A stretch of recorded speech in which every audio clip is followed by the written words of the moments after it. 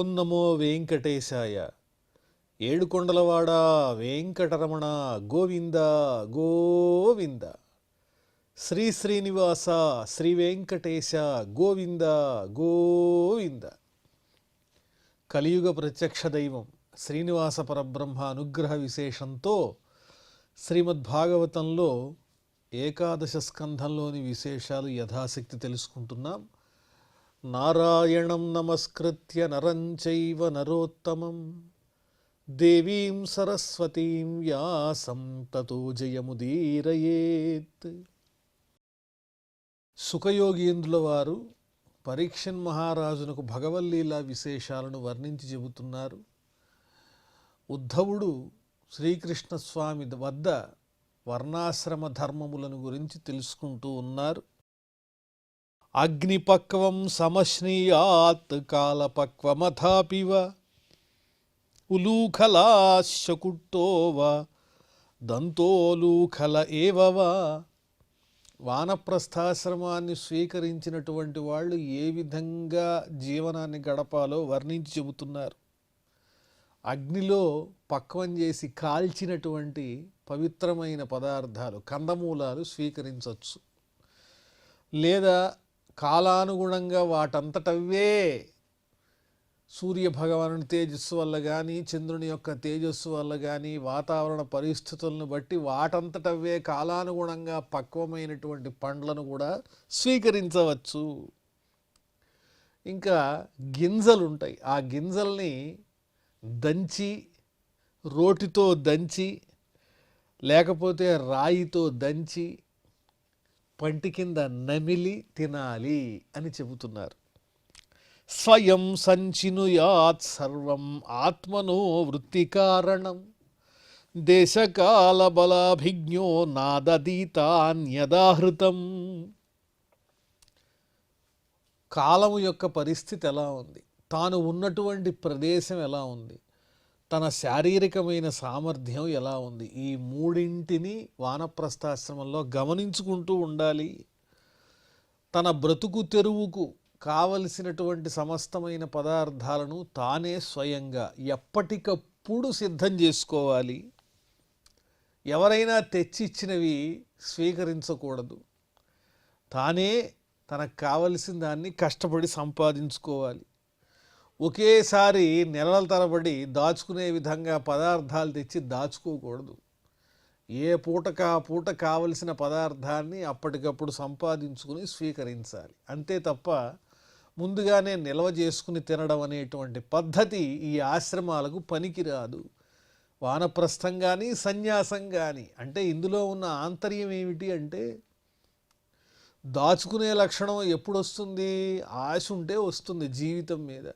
అమ్మో దొరక్కపోతే ఈ దేహం ఏమైపోతుందో, పడిపోతుందేమో, ఇంకా తెచ్చుకుని దాచుకుందాం, లేదా మనల్ని ఆశ్రయించిన వాళ్ళ కోసం దాచుకుందాం. ఇలాంటి భావాలన్నీ ఇతర ఆశ్రమంలో ఎక్కడైనా ఉండొచ్చు, కానీ వానప్రస్థ సన్యాసములలో అన్నింటినీ విడిచిపెట్టి వదిలించుకునేటువంటి పద్ధతి కాబట్టి మానసికంగా కూడా ఈ సంసార చింతనలన్నీ కడిగేసుకోవాల్సినటువంటి స్థితిలో ఉంటారు. కాబట్టి ఎప్పుడు ఏది దొరికితే అది సాధించుకొని కందమూల ఫలాలు లేదా ఓపికని బట్టి ఆ ప్రదేశాన్ని బట్టి సమయాన్ని బట్టి ఏవో 4 గింజలు దొరికితే వాటిని దంచుకుని నమిలి ఆ పూటకు ఆకలి తీర్చుకునే విధంగా మనస్సు ఉండాలి. మనస్సులో కోరిక భగవంతుణ్ణి పొందే విధంగా ఉండాలి తప్ప ఈ పూట తినడానికి రుచికరమైనటువంటి పదార్థాలు ఏం దొరుకుతాయో అన్వేషిద్దాం అనే ఆలోచనని పోగొట్టడానికే ఈ ప్రయత్నం. వన్యైశ్చరు పురోడాశైః నిర్వపేత్ కాలచోదితాన్ నతు శ్రౌతేన పశునా మాం యజేత వనాశ్రమి. అరణ్యంలో వానప్రస్థాశ్రమాన్ని స్వీకరించి జీవించేటువంటి సందర్భంలో అగ్నులను చక్కగా ప్రజ్వలింపజేసి అగ్నిని పూజించాలి. యథాశక్తి దేవతల యొక్క తృప్తి కోసం యజ్ఞాలు కూడా చెయ్యాలి. పురోడాశంతో అగ్నిని సంతృప్తిపరచాలి సాధారణంగా.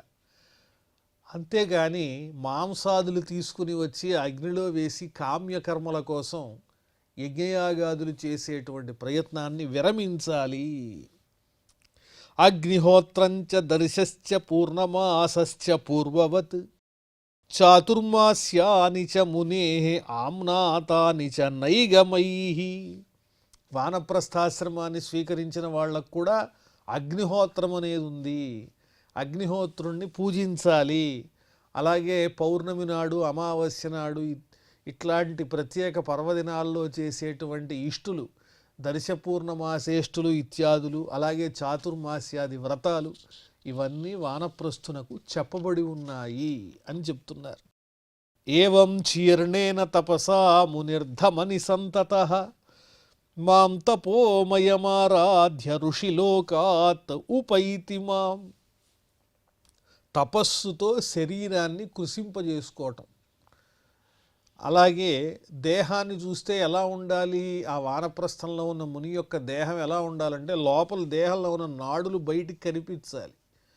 అంటే మాంసము, గుజ్జు, అదేవిధంగా క్రొవ్వు, ఇలా దేహంలో ఉండేటువంటి బలిష్టమైన పదార్థాలన్నీ కరిగిపోయి కేవలం నాడులు కనిపించే విధంగా దేహం జీర్ణం అయిపోయి ఇంకా మోక్షం తప్ప ఈ దేహంతో పని లేదు, మోక్షం ఎప్పుడు వస్తుందా అని నేను నిరీక్షిస్తున్నాను భగవద్ అనుగ్రహం కోసం అన్నట్లుగా చూడంగానే ఆ భావన కలగాలి. వీళ్ళకి మోక్షం మీద ఇచ్చ ఉందని తెలియాలి తప్ప ఇంకా రుచికరమైనటువంటి భక్ష్యాలతో దేహాన్ని పోషించుకుంటూ భోగవంతమైన విలాసవంతమైన జీవనానికి ఈ దేహాన్ని అలవాటు చెయ్యకూడదు. తపస్సుతో తపోమయుడైనటువంటి ఆ పరమాత్మను అనగా నన్నే అని కృష్ణుడు చెబుతున్నాడు. ఓ ఉద్ధవ, నన్నే ఆరాధిస్తూ చిట్ట చివరికి ఋషిలోకాన్ని పొంది మహర్లోకం, ఆ మహర్లోకం నుంచి నెమ్మదిగా నా స్థానాన్ని చేరుకుంటారు, ఋషిలోకం నుంచి ముక్తిని సాధిస్తారు. ఆ విధమైన నియంత్రణతో దేహాభిలాష లేకుండా తపస్సు చేసినటువంటి వారు అని వర్ణిస్తున్నారు. యస్త్వేతత్ కృచ్ఛ్రతః చీర్ణం తపో నిశ్రేయసం మహత్ కామాయాల్పీయసే యుంజ్యాత్ బాలిశః కోపరస్తతః. ఈ విధంగా విషయాల మీద ఉండేటువంటి కోరికలన్నీ వదిలేసి, మనసారా వదిలేసి కేవలము మోక్షమే కావాలి అనేటువంటి ఇచ్ఛతో తపస్సు చేస్తే ఆ సాధన చేత మోక్షం అనేది లభిస్తుంది. కష్టపడి తపస్సు చేసి ఆ తపస్సు చేసినందుకు ఫలితంగా లౌకికమైన, నీచమైన, స్వల్పమైనటువంటి స్వర్గ సుఖాదులో లేదా ఇహలోకమైనటువంటి సుఖాదులో కోరుకుంటే ఆ తపోబలం చేత అలాంటి వాళ్ళ యొక్క తపస్సు నిరర్ధకమని చెబుతున్నారు. అలా ప్రయత్నించేవాడి కన్నా మూర్ఖుడు వేరొకడు ఉండడు. అమూల్యమైనటువంటి చక్కని విలువైనటువంటి ఆభరణాన్ని విజ్ఞానం లేనటువంటి పశువు యొక్క చేతికి ఇస్తే అది ఏం చేస్తుంది? ఇది లౌకికమైన ఉపమానం. అదేవిధంగా అమోఘమైన భగవత్ సాక్షాత్కారాన్ని సాధించేటువంటి చక్కని తపస్సుని ఆచరించి ఆ తపస్సు చేత భగవంతుణ్ణి కోరుకోకుండా లౌకికమైనటువంటి భోగాలు, స్వర్గాది సుఖాలు కోరుకుంటే అంతకన్నా మూర్ఖులుంటారా అంటున్నారు కృష్ణ పరమాత్మ. యదాసౌ నియమే కల్పో జరయా జాతవేపథుః ఆత్మన్యగ్నిన్ సమారోప్య మచ్చిత్తోగ్నిం సమావిశేత్. ఎప్పుడైతే అగ్నిని పూజించుట, అదేవిధంగా వానప్రస్థాశ్రమాదులన్నీ నడిపించటం అనేది ఈ దేహానికి కష్టమైపోయి శరీరంలో వణుకు పుడుతుందో, బలహీనత ఏర్పడుతుందో, ఇక నేను ఈ ఆశ్రమాన్ని నిర్వహించలేను అనేటువంటి భావన ఎప్పుడైతే కలుగుతుందో అప్పుడు పూజించేటువంటి అగ్నులను తన హృదయంలోనే ప్రజ్వలింపజేస్తూ, అంటే భౌతికంగా చేయటం అనేటువంటి విధానాన్ని విడిచిపెట్టి యోగ మార్గంతో అగ్నిని కల్పించి ఆ అగ్నిలోనే ప్రవేశించాలి. అంటే యోగ సాధన ద్వారా దేహాన్ని విడిచిపెట్టాలి. అంతే తప్ప జీవితం మీద విరక్తితో మాత్రం దేహాన్ని విడిచిపెట్టకూడదు అని చెబుతున్నారు. అంటే ఆత్మజ్ఞానాన్ని పొందాలి.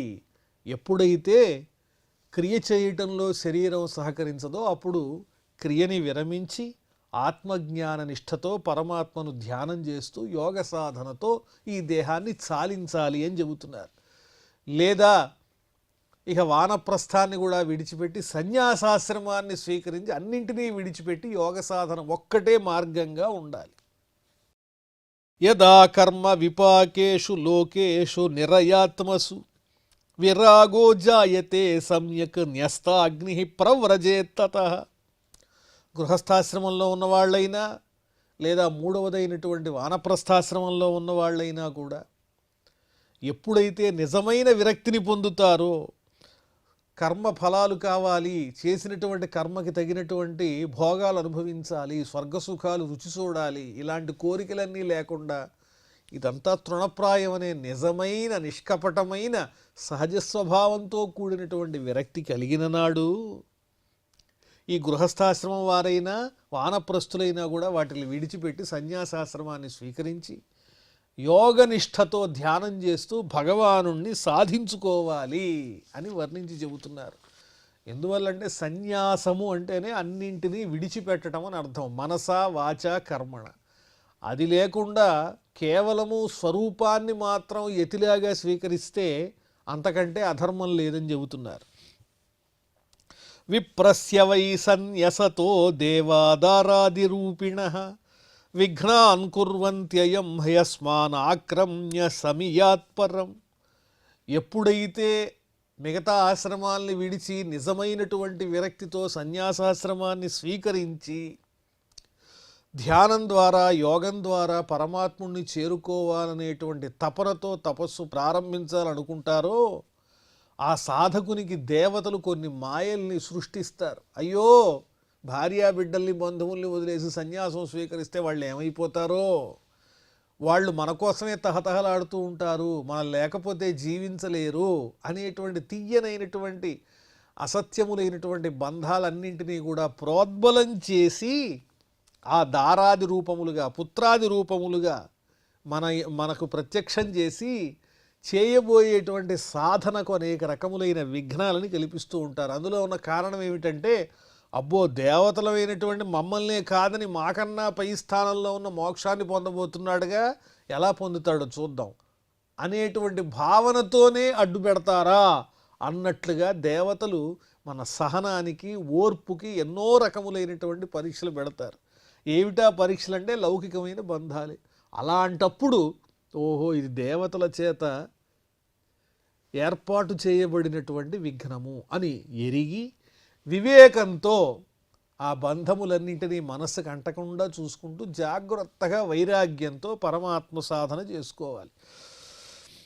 బిభ్రుయాచ్చేన్ మునిర్వాస కౌపీనాచ్ఛాదనం పరం త్యక్తం న దండపాత్రాభ్యాం అన్యత్కించిదనాపది. ఎప్పుడైతే మునిగా సన్యాసిగా నివసించాలని కోరుకుంటారో అలాంటి వాళ్ళు దేహాభిమానాన్ని విడిచిపెట్టేసి కౌపీనం మాత్రమే ధరించి, అంటే గోచి కౌపీన మాత్ర ధారులై ఆ కౌపీనాన్ని రక్షించేటువంటి నడువుకి ఒక చక్కని వస్త్రాన్ని ధరించడం తప్ప వేరొకటి ఏది కోరుకోకుండా నడువుకి వస్త్రము ఒక కౌపీనము ఈ రెండు మాత్రమే ధరించి దండము ఒక పాత్ర భిక్షాపాత్ర వీటితో మాత్రమే ఉండాలి. ఇక ఏ విధమైనటువంటి సాధనాలు సౌకర్యాలు ఇవేవి కోరుకోకూడదు. దండము పాత్ర కౌపీనము దాన్ని రక్షించేటువంటి ఒక నడుము కట్టబడినటువంటి వస్త్రము ఇవి తప్ప ఇక ఏ సంపదలు ఉండకూడదు. అది విరక్తి అంటే అని చెబుతున్నారు. ఆపద లేనంత వరకు ఇలాగే ఉండాలి. దృష్టిపూతం యసేత్పాదం వస్త్రపూతం పిబేజ్జలం సత్యపూతాం వదేద్వాణి మనఃపూతం సమాచరేత్. దృష్టిపూతం పవిత్రమైనటువంటి చూపుతో నడవాలి, అంటే నేల మీద ఉన్నటువంటి జీవాలకు అపకారం లేకుండా సాధుభావంతో నడవాలి జాగ్రత్తగా చూసుకుంటూ. అలాగే వస్త్రపూతం పిబేజ్జలం నీటిలో వడగట్టినటువంటి శుద్ధమైనటువంటి జలాన్ని స్వీకరించాలి. సత్యపూతాం వదేద్వాణి సత్యము అంటే నిజం, నిజంతో కూడిన మాటని మాత్రమే మితంగా మాట్లాడాలి.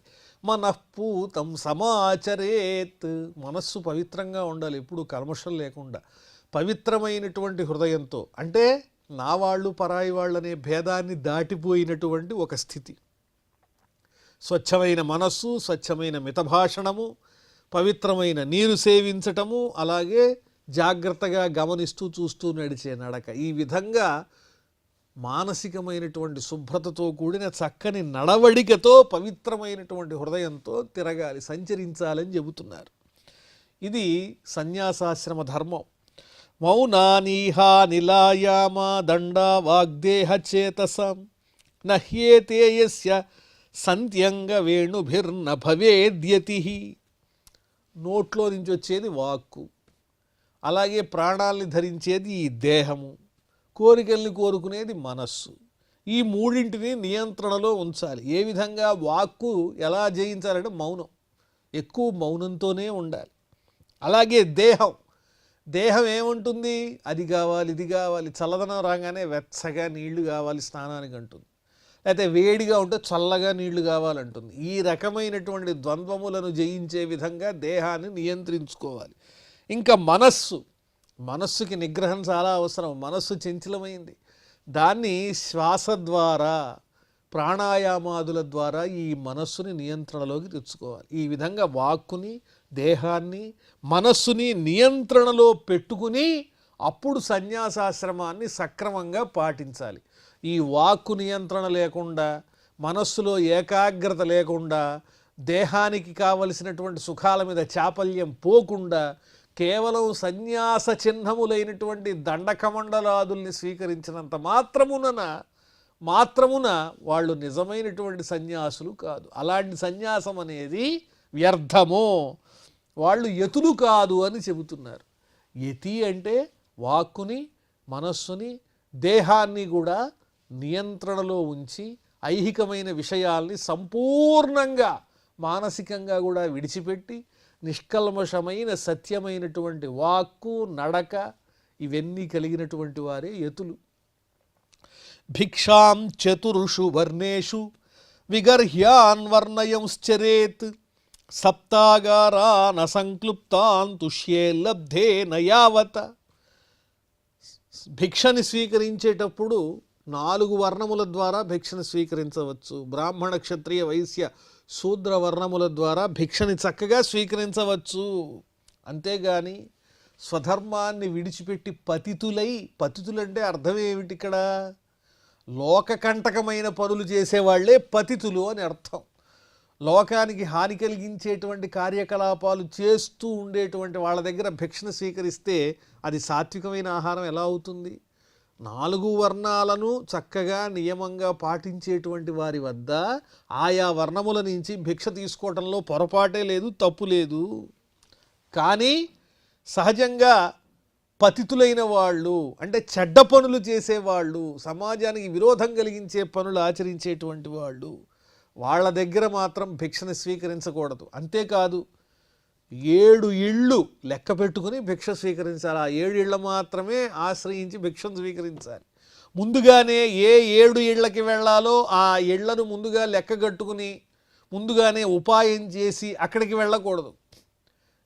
7 గృహములకు వెళ్ళి భిక్షని యాచించాలి. అది ముందుగా అనుకోకూడదు. అప్పటికప్పుడు బయలుదేరి వెళ్ళి ఇచ్చిన దాంతో తృప్తిపడి స్వీకరించాలి. అది కూడా ప్రాణాన్ని నిలుపుకోవడానికి మాత్రమే.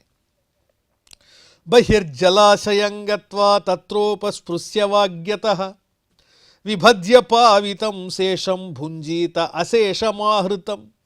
ఆ భిక్షను స్వీకరించిన తర్వాత గ్రామానికి వెలుపలికి వెళ్ళిపోయి అక్కడ నీటి దగ్గరికి వెళ్ళి ఆచమనం చేసి పవిత్రంగా ఆ తెచ్చినటువంటి భిక్షని ప్రోక్షణ చేసి దాన్ని స్వీకరించాలి. ఆ సమయంలో ఎవరైనా వచ్చి యాచిస్తే వారికి కూడా పెట్టి ఆ మిగిలింది మాత్రమే తినాలి. అంత నియమంగా ఉండాలని చెబుతున్నారు. ఏకశ్చరేత్ మహీమేతాం నిస్సంగః సంయతేంద్రియః ఆత్మక్రీడశ్చాత్మరతః ఆత్మవాన్ సమదర్శనః. ఒంటరిగా సంచరించాలి. సన్యాసం స్వీకరించిన తర్వాత సమూహాలుగా 10 మందితో కలిసి తిరుగుతూ ఉంటే పరమాత్మ మీద ధ్యానం పోయి విషయాల మీదకి మనస్సు మరిలితే ఎందుకా సన్యాసం? అన్నింటినీ వదిలిపెట్టి ఒంటరిగా ఎల్లప్పుడూ ఆత్మారాములై తమ యందు తామే ఆనందిస్తూ భగవంతుణ్ణి ధ్యానం చేస్తూ ఆ భగవదానందంలో నిమగ్నం అవుతూ అంతటినీ భగవంతుడనేటువంటి దృష్టితో సమానంగా చూస్తూ ఇంద్రియ నిగ్రహం కలిగి ఎవరితోనూ సంగం లేకుండా జీవితాన్ని గడపాలే తప్ప ఒంటరిగానే ఆహారాన్ని స్వీకరించాలి, సంచరించాలి, తనలో తానే రమించాలి. ఇలా ఉండాలే తప్ప 10 మందితో కలిసి సంచరిస్తే అది సన్యాసం కాదు. వివిక్తక్షేమ శరణో మద్భావ విమలాశయ ఆత్మానం చింతయేదేకం అభేదేన మయా ముని. ఏకాంతంగా ఉండాలి, భయం లేనటువంటి స్థానంలో ఉండాలి. అలా ఉంటూ పరమాత్మ యందే, శ్రీ మహావిష్ణువునందే నాయందే అని చెబుతున్నాడు కృష్ణ పరమాత్మ. అంటే పరమాత్ముని యందు, భగవంతుని యందే మనస్సు నిలిపి భక్తితో కూడినటువంటి హృదయంతో అలా ధ్యానం చేస్తూ చిట్ట చివరికి పరమాత్మకు నాకు ఏ భేదం లేదు, పరమాత్ముని కన్నా భిన్నంగా ఏదీ లేదు అనేటువంటి భావాన్ని గట్టిగా సంపూర్ణంగా హృదయపూర్వకంగా జీర్ణం చేసుకుని అదే భావనతో ఉండగలగడమే మోక్ష సాధనం అని చెబుతున్నారు. అన్వీక్షేతాత్మనో బంధం మోక్షంచ జ్ఞాననిష్టయ బంధ ఇంద్రియ విక్షేపో మోక్ష ఏషాంచ సంయమ. ఆలోచన ఎలా ఉండాలి అంటే బంధములంటే ఏంటి, మోక్షం అంటే ఏంటి అనేది చింతించాలి. ఏది బంధాన్ని కలిగిస్తుంది, వాటి నుంచి ఎలా ముక్తిని పొందాలి అనే విషయాన్ని నిరంతరము చింతిస్తూ ఉండాలి. బంధం అంటే ఏంటి అంటే ఇంద్రియములకు సంబంధించినటువంటి భోగాలు, సుఖాలు, రుచులు ఇవేవైతే ఉంటాయో అవన్నీ బంధాలని చెప్పబడతాయి. మరి మోక్షం అంటే ఏమిటి అంటే ఇంద్రియములను తన వశంలో ఉంచుకుని అవి కోరేటువంటి ప్రయోజనాలని పట్టించుకోకుండా వీటన్నిటినీ భగవంతుణ్ణి పొందడానికే ఈ ఇంద్రియాలని సాధనాలుగా ఉపయోగించుకుని మనస్సుని స్వామి చిత్తమునందు ఉంచటమే మోక్షము. కాబట్టి బంధం అంటే ఇది, ఇంద్రియాలు కోరే వాటిల్ని కోరకూడదు, దూరంగా పెట్టాలి. మోక్షం అంటే ఇది, ఈ ఇంద్రియముల యొక్క సారాంశం అంతా భగవంతుడే కాబట్టి ఈ శక్తినంతా ఆయన పాదాల యందే ఉంచాలి అనేది అనుక్షణము భావన చేస్తూ బంధానికి దూరంగా మోక్షానికి దగ్గరగా ఉండే విధంగా సాధన చెయ్యాలి అని చెబుతున్నారు. తస్మాన్ నియమ్య షడ్వర్గం మద్భావేన చరేన్ముని విరక్త క్షుల్లకామేభ్యో లబ్ధాత్మని సుఖం మహత్. కాబట్టి ఈ విధంగా మనస్సుని నియంత్రించినటువంటి వాడై ఒక చక్కని వ్రతంతో ఇంద్రియాలను జయించి మనస్సుని జయించి షడ్వర్గం జ్ఞానేంద్రియాలు మనస్సు వీటన్నింటినీ నిగ్రహించి మద్భావేన చరేన్ముని పరమాత్మ దృష్టితోనే లోకాన్నంతా దర్శిస్తూ హృదయంలో పరమాత్మ చింతతోనే సంచరిస్తూ ఉండాలి. విరక్త క్షుల్లకామేభ్య నీచమైనటువంటి కోరికల నుంచి విరక్తిని పొందాలి. నీచమైన కోరికలు అని ఉచ్చరించడంలో అర్థం ఏమిటంటే పరమాత్ముణ్ణి కోరుకోవటం తప్ప మిగతా కోరికలు ఏవైనా అవి తుచ్చమైనవి అని అర్థం. ఎందువల్ల అంటే అవన్నీ నశించిపోయే స్వభావం కలిగినవి, మళ్ళీ మళ్ళీ జన్మలను తెచ్చిపెట్టేవి, కర్మను అంటగట్టేవి. కాబట్టి వాటి యందు ఏమాత్రము తుచ్చమైన కోరికల యందు స్వర్గాదుల యందు కానీ లౌకిక సుఖాదుల యందు కానీ కోరిక లేకుండా తనలో తానే గొప్పదైనటువంటి పరమాత్మానుభూతిని అఖండమైనటువంటి జ్ఞానానందాన్ని అనుభవిస్తూ ఉండాలి. ఆ ఆనందంతోనే సంచరించాలి, లోకుల గురించి పట్టించుకోకూడదు. పురగ్రామ జనాన్ సార్ధాన్ భిక్షార్థం ప్రవిశంశ్చరేత్ పుణ్యదేశ సరిచ్చైల వనాశ్రమవతీ మహీం. ఈ విధంగా పట్టణాలు, గ్రామాలు, పల్లెలు, క్షేత్రాలు, గొల్లపల్లెలు ఇలా అనేక చోట్ల అలాగే భక్తుల యొక్క సమూహాలు ఎక్కడైనా సరే సంచరిస్తూ భిక్షాటన చెయ్యవచ్చు. పవిత్రమైనటువంటి ప్రదేశాలు, వనాలు, పర్వతాలు వీటన్నిటి యందు చక్కగా సంచరిస్తూ ఉండాలి. ఆశ్రమాలు ఇక్కడిక్కడ సంచరిస్తూ ఎల్లప్పుడూ పరమాత్మ యందే ధ్యాస ఉంచాలి. వానప్రస్థాశ్రమ పదేషు అభీక్షణం భైక్ష్యమాచరేత్ సంసిద్ధ్యత్యాశ్వసమ్మోహ శుద్ధ సత్వ శిలాంధస.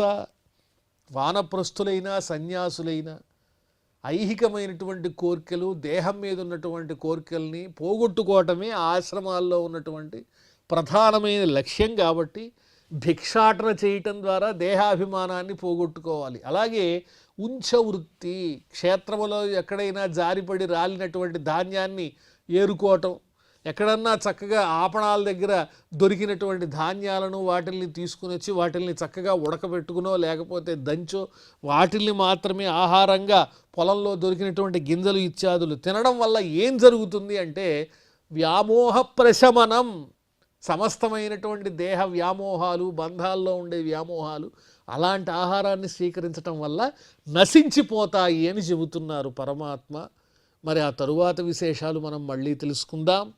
ప్రస్తుతం క్షమాప్రార్థనాదులతో ఈ కార్యక్రమాన్ని పరిసమాప్తం చేసుకుందాం. అథ క్షమాప్రార్థన. యదక్షరపదభ్రష్టం మాత్రాహీనంచ యద్భవేత్ తత్సర్వం క్షమ్యతాం దేవ నారాయణ నమోస్తుతే.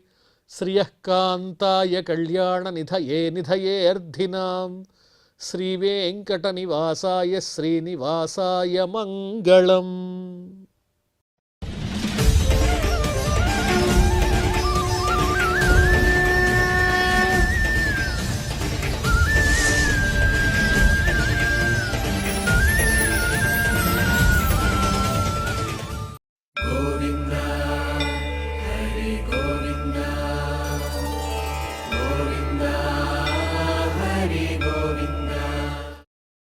Oh